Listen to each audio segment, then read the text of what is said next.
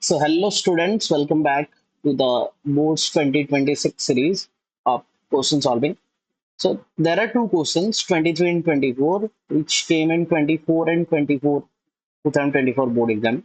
Both are similar type questions. So, let me discuss the first question to you so that you can go with this question also and you can solve this particular question. तो ये वाले question में वो बोला है कि जो हमारा रिलेशन दिया है A B R C D, तो ए बी एक ऑर्डर्ड पेयर है, सी डी भी एक ऑर्डर्ड पेयर है। अब जो रिलेशन आपको गिवन है that is given A minus C equal to B minus T. तो इस टाइप का क्वेश्चंस को अप्रोच करने का सबसे इजीएस्ट तरीका क्या है कि अगर आपको पहला चीज आपको इसको चेक करना है कि whether it is equivalence relation और not. When it comes to equivalence relation, सबसे पहले इक्विवेलेंस रिलेशन जानने के लिए आपको रिफ्लेक्सिव, सिमेट्रिक और ट्रांजिटिव, ये तीनों चीज को ध्यान में रखना है। तो अगर मैं रिफ्लेक्सिव रिलेशन में जा रहा हूँ, रिफ्लेक्सिव रिलेशन का कंडीशन ये है कि A comma A should belongs to R for all A belongs to A। Ordered pair के केस में हम लिखेंगे कि A B R A B, मतलब ए बी से रिलेट करेगा, जबकि for all A B comma A B belongs to N cross N, क्योंकि वो एन क्रॉस एन के सेट में दिया। तो अगर मुझे अभी ये चीज को ध्यान में रखना है तो क्वेश्चन आपको समझ में आ गया। तो हमारे केस में हमको दिखाना है कि ए बी खुद से रिलेट करना चाहिए। तो इस केस में मैं आपको पहला स्टेप छोड़ के पहले मैं बोलूंगा दूसरा स्टेप में आपको प्रूफ क्या करना है, A B will be related to A B. तो पहले मैं बच्चों को बोलूंगा कि पहले आपको ये वाला स्टेप लिखना है। ये वाला स्टेप कब पॉसिबल हो सकता है, कंडीशन क्या बोला है, A B R C D के जब होता है तो A minus C equal to B minus T. A minus C मतलब first minus third must be equal to second minus fourth. तो आप पहले लिखो कि क्या मुझे प्रूफ करना है, उसके बाद एज लिखो कि फर्स्ट माइनस थर्ड मतलब A minus A should be equal to second minus fourth, that is b minus b, that is equal to 0। तो पहले आप मैंने इसको लिखा, उसके बाद देख के इसको लिखा, तो that will more easier for us to understand. जो बच्चों को नहीं समझ में आ रहा है डायरेक्टली कैसे हो रहा है, तो क्योंकि a minus A equal to B minus B हो रहा है 0, तो you can write A B will be related to A B. आप कोई भी अभी ले लो, 1 2 related to 1 2, 1 minus 1 equal to 2 minus 2, 2 3 equal to 2 3, 2 minus 2 equal to 3 minus 3। So that can be done. Teacher को भी पता नहीं चल रहा है कि आप ये वाला पहले लिखे हो कि ये वाला पहले लिखे हो, तो दैट डिपेंड्स। तो ये एक शॉर्ट ट्रिक की तरह काम करेगा आपका एग्जाम में। रिफ्लेक्सिव तो इजी था। सिमेट्रिक का कंडीशन क्या था, सिमेट्रिक का कंडीशन था कि अगर A B belongs to R है, if A B belongs to R that implies B comma A should belongs to R. ये सिंगल एलिमेंट्स के लिए। डबल एलिमेंट का कॉन्सेप्ट क्या था कि आप अगर ए बी रिलेट कर रहे हैं सी डी को, दैट इंप्लाइज सी डी भी रिलेट करना चाहिए किसमें, ए बी में, तभी जाके वो सिमेट्रिक बनेगा। तो इस केस में हम पहले लेंगे let A B R C D, मतलब ये मैंने लेट लिया, एज्यूम किया। तो ए बी अगर रिलेटेड टू सी डी हो रहा है as per our relation A minus C first minus third is equal to second minus fourth. Third step मैंने पहले छोड़ दिया, मैं डायरेक्टली फोर्थ स्टेप में आया। जो मुझे प्रूफ करना है, मुझे क्या प्रूफ करना है, मुझे प्रूफ करना है C comma D must be related to A comma B. अभी इसको देख के लिखो, C minus A D minus B, D minus B. तो आप अभी देखो यहां से मैं ये वाला स्टेप आराम से लिख सकता हूँ by taking A minus common. A minus C था, ये सी माइनस ए हो गया, बी माइनस डी था, ये डी माइनस बी हो गया।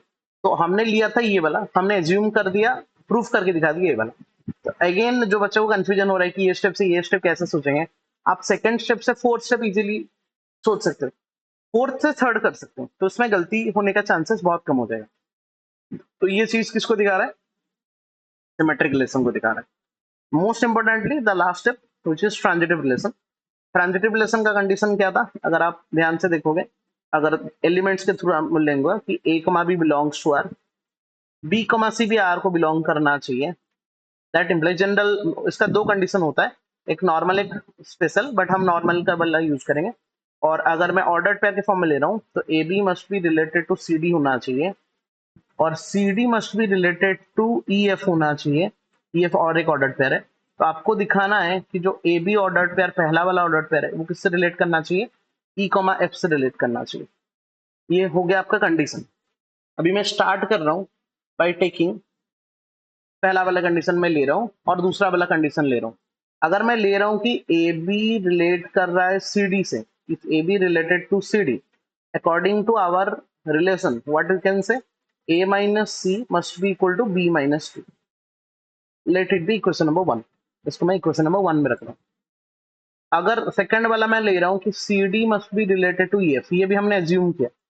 अगर C D related to F है, first minus third that is C minus C must be equal to D minus F. ये हो गया equation number 2।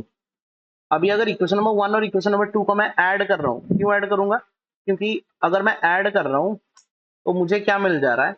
If I add equation number 1 and 2, I am getting a minus c plus c minus e, तो plus c minus c cancel, b minus d plus d minus f plus d minus b cancel, तो बचा क्या मेरे पास? a minus e equal to b minus f। और इसका मतलब क्या? फर्स्ट माइनस थर्ड, तो मैं लिख सकता हूँ first comma third that is a comma b will be related to third comma fourth, second comma fourth that is e comma f। That is what we need to find, because हमने लिया था क्या? हमने लिया था A B C D से relate कर रहा है, सी डी ई एफ से रिलेट कर रहा है, और हमने दिखा दिया ए बी रिलेट कर रहा है ई एफ से। तो that gives the concept of transitive relation. And अगर ये ट्रांजिटिव हुआ तो ये रिफ्लेक्सिव भी हुआ, सिमेट्रिक भी हुआ एंड ट्रांजिटिव भी हुआ। That means this particular relation is defined as which relation? Equivalence relation. So I hope it is clear to everyone. And मुझे इतना लग रहा है कि आप लोगों को समझ में आया होगा। जिनको नहीं समझ में आया है वो वीडियो को पॉज करके और एक बार रिपीट करेंगे और उसको समझेंगे। जो क्वेश्चन मैंने ये वाला का किया जैसा सेम क्वेश्चन है, इसमें रिलेशन खाली चेंज कर दिया, ए सी इक्वल टू बी डी। आप सेम वे में कर सकते हो। अगर आपको और थोड़ी इजी चाहिए, आप क्रॉस मल्टीप्लाई करके A D equal to C B और बी सी कर सकते हो, उसमें भी आपको इजी हो जाएगा। और या तो आप डिवाइड करके भी कर सकते हो। जैसे मैंने बोला, रिफ्लेक्सिव, सिमेट्रिक और ट्रांजिटिव को ट्राई करेंगे और 24 नंबर करके आप लोग कमेंट करेंगे कि आपका हो गया। और अगर नहीं हुआ तो भी कमेंट करेंगे, ताकि मैं और उसका और एक्सप्लेनेशन वीडियो बना के आपको भेज सकूं, ताकि और क्लैरिटी आपको मिल सके। आई होप ये सीरीज आपको हेल्प करेगा 2026 के बोर्ड्स के एग्जाम में जो भी क्वेश्चंस आने वाले एक्सपेक्टेड क्वेश्चंस, वो आपको टैकल करने के लिए कमेंट करके बताएंगे कि वीडियो कैसा लगा। और अगर आपको सही लगा और कुछ क्वेश्चन चाहिए तो आप मेरे व्हाट्सएप नंबर में क्वेश्चन पिंग करेंगे, ताकि मैं उसका एक एक्सप्लेनेशन वीडियो भेज के आपको यूट्यूब में डालूं, ताकि आप लोगों को ज्यादा से ज्यादा हेल्प मिले। ठीक है, आज के लिए इतना ही। मिलेंगे नेक्स्ट वीडियो में। Till then take care. Thank you so much.